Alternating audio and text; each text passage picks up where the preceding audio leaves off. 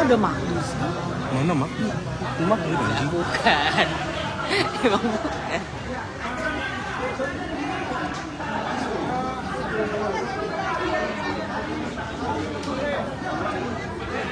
Itunya mana? Lu ngapain di situ? Lu masak lu? Masak lu di situ? Yang ini yang taruh depan, jangan nggak penting di depan dong. Bayi sih saut, todung.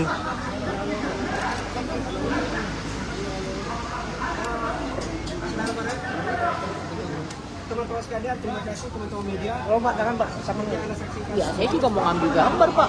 sama hadir panggilan Polda gitu ya. Ini dan ditemani ada beberapa tokoh yang hadir.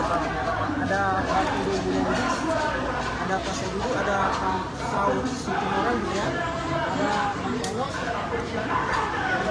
Dari itu kemudian teman-teman dari tim pengacara ada teman-teman Sedudu, kemudian dari pengacara ada teman-teman dari LBH Makassar, dari LBH Jakarta, ada Kontras, ada LBH Pers, kemudian ada YLBHI,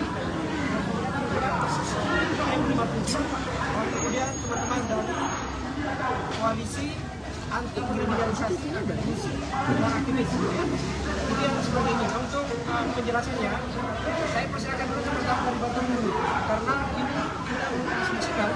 Kita yakin bahwa ini bagian dari pembukaan demokrasi. Kita Batam dulu. Kawan-kawan sekalian, saya bukan kuasa hukumnya. Kuasa hukumnya tadi sudah disebutkan, ada Jakarta, ada Polres, ada yang lain-lain. Tapi saya datang ke sini pada tadi malam. Saya dituntut oleh direktur. Kenapa saya dituntut? Karena dia melakukan panggilan dari Polda Metro Jaya. Karena didakwa sangkakan melanggar pasal 311 dan juga pasal 23A 28 Undang-Undang. Nah, saya tidak ingin masuk pada substansi kasus, tapi saya kenal Bu Abe Hamzah sebagai aktivis, sebagai advokat, dan sangat banyak melakukan sesuatu. Nah, saya tahu Abe Hamzah yang pernah jadi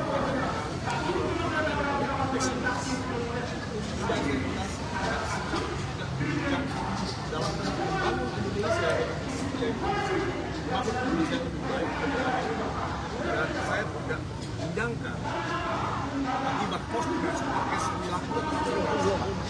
yang dikriminalisasi tidak boleh dikriminalisasi dalam negara Indonesia. Ada wartawan, ada media, tidak podcast, ada siapapun, karena ini membuka kebebasan, membuka kebebasan. Dan ini saudara-saudara dilindungi oleh undang-undang nasional, dilindungi oleh pasal 28 undang-undang profesional. Jadi tidak ada alasan sama sekali untuk memanggil, memeriksa dan mengasasi kalau kita melihat pasal 39 dan 39, pasal 20 ada 28. Jadi 1-2 tahun ya.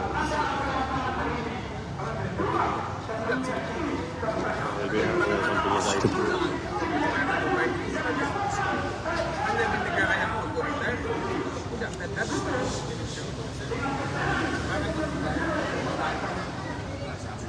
saat tidak mengatakan tidak mungkin ada bukan saja silakan di negara lain gugatan perdata itu untuk pencemaran nama baik mengkriminalisasi yang sama mantan pelanggan KKN Pers yang selama ini dikenal punya integritas itu adalah sektor yang penting luar biasa. Saya katakan tadi melanggar undang-undang kebebasan. Anda tahu setiap penggunaan tindak pidana semacam ini mesti ada yang disebut niat malisius. Kalau tidak ada malisius atau niat jahat, tapi saya kira supaya bangsa mencoba mentransformasikan dan mengintegrasikan semua informasi untuk mencari kebudayaan yang oke. Kenapa tidak? Saya tidak melihat ada malicious intent di sini. Tidak ada niat jahat di sini. Apakah dari wajah sudah tidak bisa melihat dan tidak niat jahat? Yang benar sangat lembut. Jadi kebebasan beragama, kebebasan berekspresi, hak asasi pelaku. Ini terus kami datang ke sini untuk bersama untuk Indonesia yang dan saudara-saudara, inilah zaman mana penegakan inilah zaman di mana hukum dijadikan sebagai weapon yang disebut weaponization. Kalau ini yang dilakukan ketika Indonesia ini akan hancur, tidak boleh ada weaponization. Saya berharap Presiden Prabowo Subianto mendengar ini dan mulai melihat apa yang terjadi. Apakah kita bisa kejaksaan, apakah keadilan,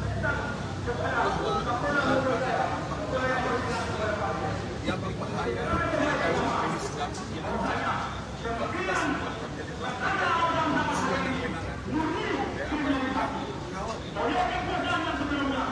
saya tidak melihat kepolisian ini betul wibawa tapi tidak boleh disalahgunakan atau menjadikan senjata untuk menghantam mereka ke kritis. Sidik. Demokrasi membutuhkan pendapat yang baik dan kita semua mencintai Indonesia.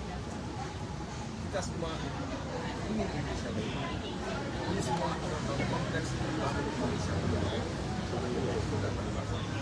Saudara-saudara dalam 40 tahun kita sudah Bukan kuasa hukum. Iya. Secara hukum kita juga semakin jatuh yang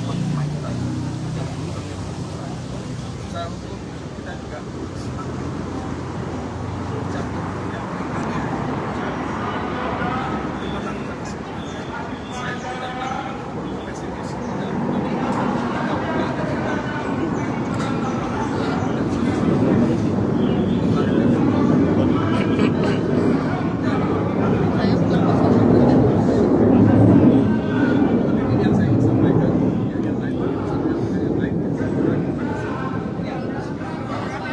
Abraham sendiri Pak.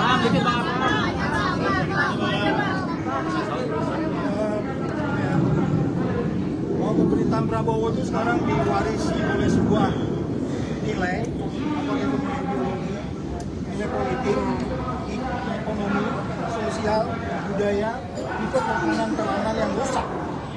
Prabowo mewariskan oleh pemerintahan seperti itu. Apa yang kita lakukan hari ini adalah bagian dari upaya untuk memperbaiki itu. Merusakan ideologi, politik, sosial, budaya, ekonomi, hukum terlebih. Kita hadir di hari ini adalah untuk memperbaiki itu, membantu pemerintahan sekarang untuk meluruskan jalan-jalan yang bengkok selama lebih 10 tahun dilaksanakan dengan tidak adil, tidak benar, tidak jujur. Dan itu yang kita harus luruskan. Kita ada di sini. Tidak hanya soal bagaimana Abraham Samad mewariskan nilai-nilai 9 nilai di KPK karena beliau sebelum saya, dan tentu saya harus memegang nilai itu dan menjaga itu. Soal formil material kita bisa berdebat 3 hari tentang itu.